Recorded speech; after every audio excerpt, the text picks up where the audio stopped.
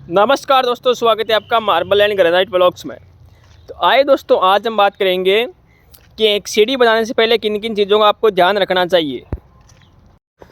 आप देख पा रहे दोस्तों, ये सीढ़ी का स्ट्रक्चर है जैसा कि आप देख पा रहे हैं। तो हम बात करेंगे कौन कौन सी चीज़ें इम्पोर्टेंट है, उनको इग्नोर नहीं किया जा सकता एक बेस्ट स्टेयरकेस डिज़ाइंस के लिए। तो आइए दोस्तों, बात करते हैं डिटेल के साथ में कौन कौन से पॉइंट हैं, उन पॉइंटों की बात करेंगे। सबसे पहले आता है दोस्तों आपका राइज़र आता है। तो राइज़र होता है दोस्तों आपको, वो आपका 6 इंच या 7 इंच के लगभग होना चाहिए। कई जगहों पे 9 इंच रख देते हैं, जो कि बिल्कुल गलत है। आपका सीढ़ी बहुत हार्ड हो जाएगा, चढ़ने में बहुत दिक्कत होगी। दूसरा आता है आपका स्टेप का चौड़ाई 10 इंच से 12 इंच तक होना चाहिए। 9 इंच करोगे तो पैर आएगा नहीं और आपका स्टेयर में चढ़ने में थोड़ी दिक्कत हो सकती है। 9 इंच बिल्कुल भी नहीं करना है आपको, कई जगहों पे कर देते हैं, लेकिन आपको 10 इंच से 12 इंच स्टेयर की चौड़ाई रखनी है। एक बार मैं आपको दिखा देता हूँ। यह है दोस्तों आपकी सीढ़ी।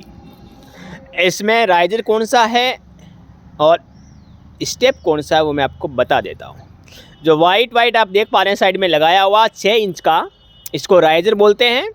और जो ऊपर का पैर रखने वाला है उसको धाप बोलते हैं। ये डबल मोल्डिंग किया हुआ है, इस प्रकार से सीढ़ी आपका दिखेगा।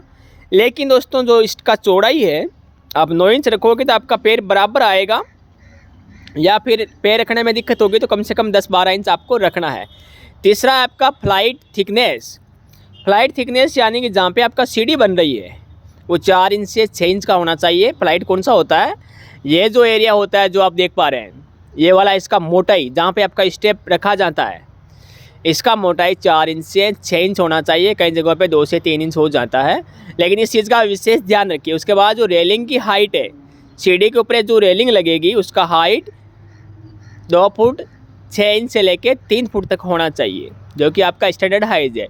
और सीढ़ी का विड्थ है, यानी कि सीढ़ी की लंबाई 3 से 3.5 फुट होनी चाहिए। ये जो लंबाई होती है वो 3 फुट या 3.5 फुट स्टैंडर्ड साइज़ है सीढ़ी का, तो ये होना चाहिए। इससे कम है तो आपका सीढ़ी थोड़ा अच्छा नहीं लगेगा, और इससे ज़्यादा है तो लुकिंग ख़राब हो जाएगा।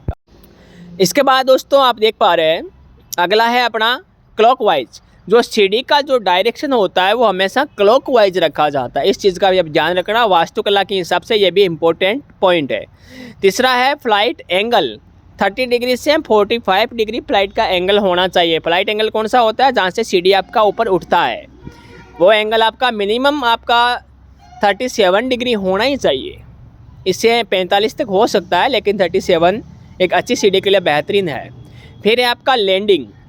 बहुत से लोग लैंडिंग बहुत स्टेप बाद में लैंडिंग करते हैं, लेकिन मैं आपको बता देता हूँ कि 12 स्टेप के बाद एक लैंडिंग देना ज़रूरी है। तो धन्यवाद दोस्तों, थैंक यू।